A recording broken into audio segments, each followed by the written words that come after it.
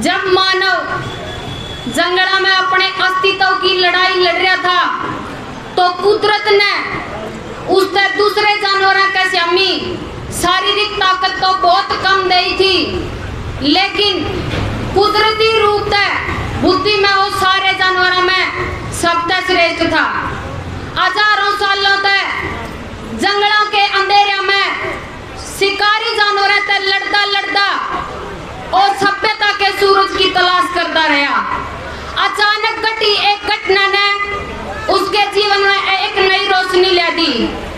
जो ही उसने आग की खोज करी, अग्नि आई और जानवरों का जूठा खाने वाला इंसान खुद शिकार करके पकान भी लग गया और आग तक भीषण सर्दी और खूंखार जानवरों तक अपना अपने बचान भी लग गया। फिर इन्हें जंगल काट के खेत तैयार करे और खाना बदोश की जिंदगी जीने वाला मानव ने अपना पहला कबीला एक किसान का रूप में बसाया। फिर इन कबीले में कुछ ऐसे थे जो खेती करे करते और कुछ ऐसे थे जो शिकारी थे। जैसे जैसे कबीले बड़े होते गए उनकी जरूरतें भी बढ़ती गई। फिर इन कबीले में एक तीसरा वर्ग और पनपया जिसमें ना तो शिकार करने की ताकत थी और ना खेती करने की हिम्मत थी। उसने अपनी कुटिल बुद्धि गले ये दोनों वर्ग आपस में लड़ाने शुरू करे। उसने नकली धर्म और काल्पनिक भगवान खड़े करे, पर लोक का व्यय निर्माण किया गया और इस कबीला के पुरुषार्थी वृक्ष पे यो एक ईसा टिमक लग गया जो इसने रोज की रोज खोखला करने लग गया। इस वर्ग ने बिना मेहनत करे भोजन का एक बड़ा बाग सुरक्षित कर लिया। जमाने बदलते गए, कबीले बड़े होते गए, मेहनती लोग मेहनत करते रहे और शातिर लुटेरे उनकी लुटते रहे। इन लुटेरों ने ये कबीले जात धर्म में आपस में लड़ाए और ये कबीले टुकड़े टुकड़े में बंट गए। धरती के अलग अलग हिस्सों पे इन कबीलों में मानव सभ्यता विकसित होती रही। कोई पूर्ण रूप से शिकारी था तो कोई किसान था।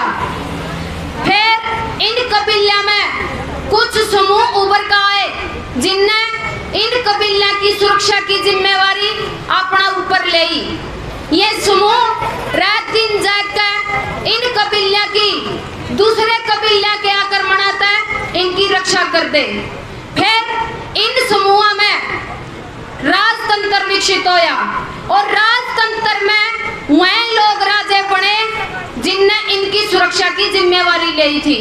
और आगे चलकर उन राजा ने अपनी तलवार का बल पर कुर्सी को खानदानी बनाया और लोग विद्रोही नहीं हो जाए इस खातिर उनकी जात लोगों को जाति और धर्म में बांटा। लोगों को जाति और धर्म में बांटने खातिर इन राजाओं के चापलूस उन पाखंडियों ने झूठे ग्रंथ लिखे जिससे यह ताकतवर कबीले धर्म और जातियों में टुकड़े टुकड़े हो गए। उनके समानांतर कुछ कबीले ऐसे भी थे जिनने अपनी खुद की पंचायती व्यवस्था खड़ी करी और आगे चलकर जिसने खाप का रूप लिया। खाप अपने आप में एक बहुत बड़ी ताकत थी। खाप ने ग्रामीण सभ्यता को बाहरी आक्रांताओं से और पाखंडों से बचा कर रखा। इन कबीलों को एक ऐसे समाज में तब्दील कर दिया जो समानता और न्याय पर कायम था। खेत में काम करने वाला किसान और उसका गले कमानिया और सीरी उसने अपना सगा भाई तभी वैध था। एक दूसरे का सुख दुख में साथी थे। किसान का बेटा खेत में काम करने उस सीरी गले कदे बिना नाता नहीं बोलिया और किसान की घरानी ने भी कदे खान पीने में कोई भेदभाव नहीं किया। उत्तरी क्षेत्र में खाप एक बहुत बड़ी ताकत थी जिसने लोगों को जाति और धर्म से दूर रखा एक ही वर्ग कायम रखा और वो था कमेरा वर्ग। दूसरी ओर दक्षिण क्षेत्र में जाति और धर्म इतने जटिल थे कि मजदूरों पे हजारों साल अत्याचार हुए, मजदूरों की औरतों को धर्म के नाम पर रखैल बनाया गया और यहाँ तक मजदूरों की औरतों को तन ढकने तक का अधिकार नहीं था।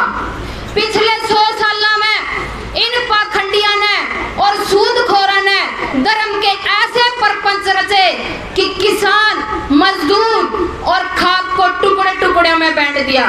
धरती की मेहनत कश कौम को अब तोड़न खातर देशों की बैठ बना दी गई। हजारों साल तक आजाद इस कमेरा वर्ग को आजादी का नाम पे गुलाम बनाने की साजिश रची गई। इतने देश दुनिया में जो इतने देश अस्तित्व में लाए गए, ये लुटेरी कौमा की किसानों को तोड़ने की एक चाल थी। खाप बदनाम करी गई, किसान मजदूर लड़ाए गए और मिट्टी के बेटियों पे कानून बनाकर उनकी जमीन छीनी गई। इस समाज का इतना नुकसान तो उन गोरे ने नहीं करया था जितना इन पाखंडिया ने करया। कमेरा वर्ग की 90% आबादी और 10% भी कम सूदखोरों ने विदेशी ताकतंगला लेकर गुलाम बनाने की नीतियां बनाई गई। सत्ताएं बदलती रही लेकिन उनके लुटन के स्वभाव और चाल चलन नहीं बदले। कानून बहुत बने लेकिन खापा जैसा न्याय नहीं मिला। संसद में इसे आदमी जाकर बैठ गए जो दिखण में तो देसी थे लेकिन उनके स्वभाव और चाल चलन विदेशी लुटेरे वाले थे।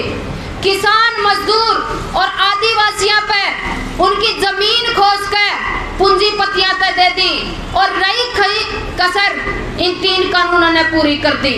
तो आज यो किसान आंदोलन इस कमेरा वर्ग खातर एक नई उम्मीद लेकर आया है। तो मेरे किसान मजदूरों, अपनी जड़ा न पिछाड़ो और जो जाति और धर्म का टिमक इसने खोखला करने लग रहा उसने मिटाओ। गांव की ताकत फिर तक खड़ी करो क्योंकि जब गांव मजबूत होंगे तो कमेरा वर्ग ज्यादा जाकर मजबूत होगा। फिर जल, जंगल और जमीन के मालिक आप पाओगे और फिर सही अर्थ में आजादी के में आप सांस ले पाओगे। जय जवान, जय किसान। किसान मजदूर एकता जिंदाबाद।